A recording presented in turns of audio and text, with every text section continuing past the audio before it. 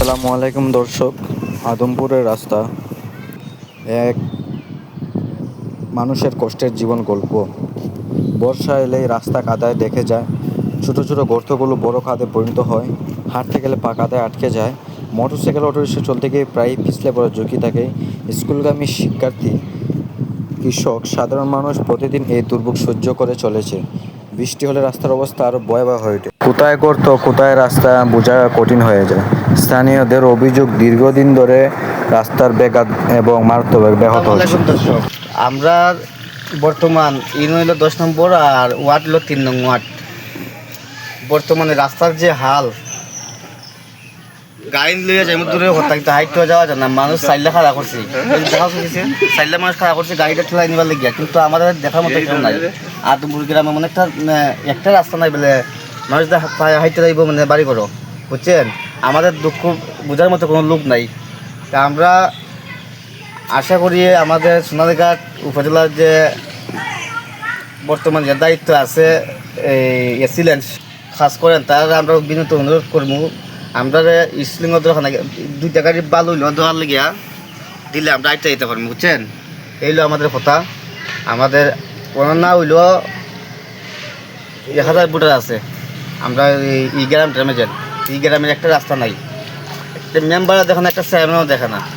আমরা বিহাল দশায় আছি। আশা করি দিদি কিন্তু আমার বিক্রেতা খেন, এরপরও আমরা এই রাস্তাটা ইমারত করে দিন। মেম্বারের কাছে আমরা বিশাল বুটে করে দেবো। স্থানীয়দের অভিযোগ, দীর্ঘদিন ধরে রাস্তার সংস্কার না হওয়ায় যোগাযোগ ব্যবস্থা মারাত্মকভাবে ব্যাহত হচ্ছে। আদমপুর এলাকার রাস্তা খারাপ অবস্থার কথা বিভিন্ন সংবাদ মাধ্যমে উঠে এসেছে। এটাই আমাদের আদমপুরের রাস্তা। বর্ষা এলে রাস্তা পরিণত হয় কাদার সমুদ্রে।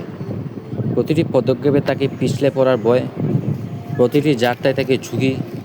তবুও এই রাস্তা দিয়ে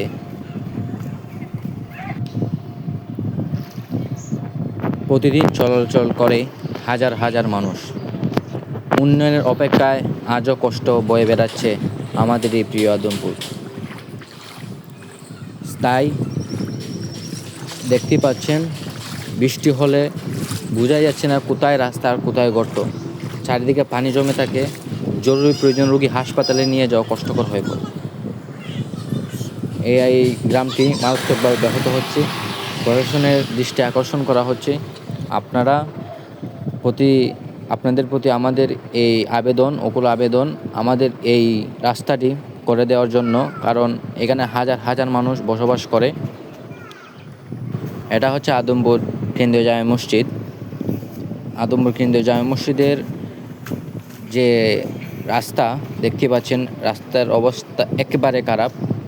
প্রশাসনের দৃষ্টি আকর্ষণ করছি, আপনাদের প্রতি অকুল আবেদন, আপনারা এটার স্টেপ নেন, লিগ্যাল স্টেপ নিয়ে আমাদের মুক্ত করুন।